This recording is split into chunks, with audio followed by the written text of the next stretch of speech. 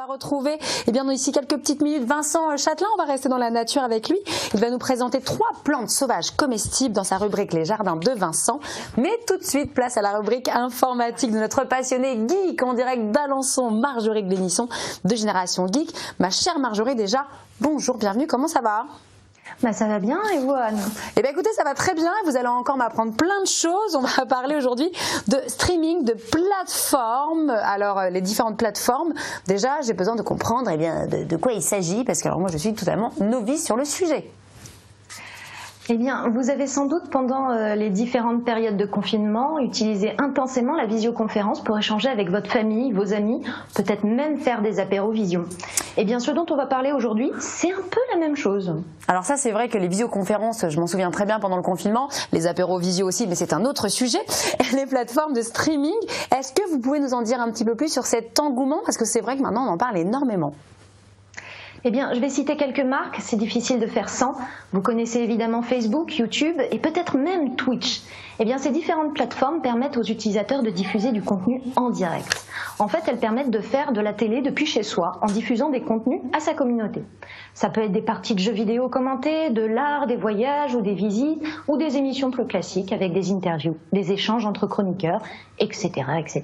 Et depuis combien de temps ces plateformes existent-elles du coup ? Alors, l'une des plus anciennes, c'est Twitch, aujourd'hui propriété d'Amazon. Le 19 mars 2007, à minuit, Justin Kan s'est lancé dans une expérience interactive. Il a branché une webcam à sa casquette, un micro à sa chemise et s'est mis à filmer sa vie en continu. Le succès a été immédiat. Le site justin.tv voit le jour et d'autres utilisateurs se mettent à faire de même. Assez rapidement, des gens commencent à filmer et diffuser leurs parties de jeux vidéo. Une branche spécifique du site sera créée, Twitch, qui finira par prendre le pas sur justin.tv. Alors si pendant longtemps on trouvait essentiellement sur ces plateformes du streaming de jeux vidéo des gens qui jouent, se filment et commentent en même temps leur partie, aujourd'hui le secteur est bien plus vaste et on peut trouver une immense variété de contenus, allant de la cuisine à la politique sans oublier la peinture sur figurine ou même la poterie. C'est incroyable, il y a vraiment de tout, mais pourquoi ça marche autant ? Qu'est-ce qui plaît aux gens, Marjorie ? Ça marche très probablement parce que c'est très interactif. Les streamers, puisque c'est comme ça qu'on les appelle, sur ces plateformes ont en permanence le volet de discussion, le chat, sous les yeux. Et leurs viewers, leurs spectateurs, peuvent à tout moment poser des questions, faire des remarques, voire interagir directement avec le contenu proposé. Évidemment, les créateurs de contenu sont très disponibles pour répondre à ces demandes. C'est un peu le principe des radios libres où les auditeurs peuvent appeler la radio pour poser une question en direct. Est-ce qu'il y a beaucoup de spectateurs sur ces plateformes ? Enfin, vous évoquez un succès, mais c'est vraiment un gros carton. Il y a, des dizaines de milliers de spectateurs. De plus en plus, Anne. Déjà, il y a beaucoup de créateurs de contenu, mais évidemment, seule une petite centaine en France peut prétendre à une grosse communauté.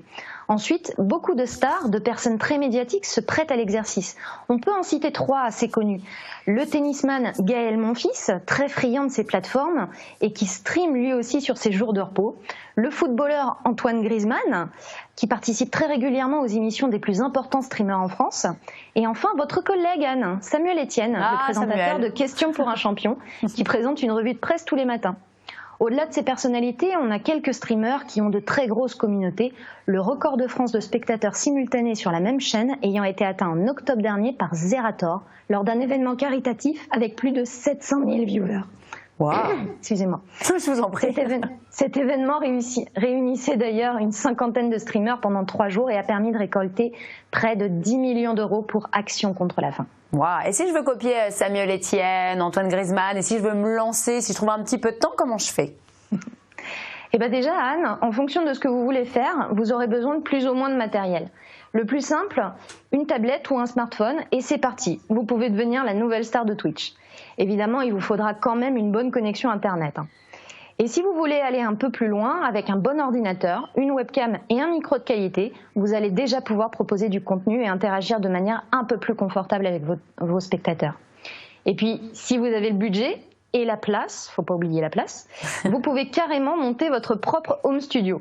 Petite chose à retenir tout de même, beaucoup de streamers sont seuls ou presque pour créer et diffuser leur contenu. Il faut donc sacrément être polyvalent et arriver à gérer la partie technique et l'animation en simultané. Mais rassurez-vous Anne, c'est aussi ce qui fait la fraîcheur de ces plateformes. Comme tout est en direct, il y a forcément des petits bugs, des erreurs. Mais rassurez-vous, les spectateurs sont très indulgents. Bon, bah, j'espère qu'ils sont indulgents parce que alors côté technique, moi, bon voilà, côté animation, je veux bien. J'hésite à filmer mes jours de repos. J'ai peur de l'intérêt de me voir en pyjama peignoir devant des téléfilms de Noël justement en ce moment. Mais je vais réfléchir, peut-être la poterie et la cuisine. Marjorie Glénisson, notre passionnée geek de Génération Geek, mille merci pour toutes ces informations sur les plateformes et notamment Twitch. Je connaissais un petit peu de nom comme ça, mais mille merci à vous, ma chère Marjorie, et à très bientôt, bien évidemment.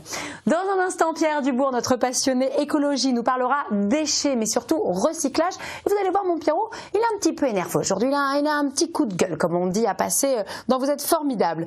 On va rester en attendant en pleine nature avec Vincent Châtelain, qui va nous donner aujourd'hui, qui va nous présenter, eh bien non pas une, non pas deux, mais 3 plantes sauvages parfaitement comestibles dans sa chronique Les Jardins de Vincent. Et c'est tout de suite sur France 3 Normandie.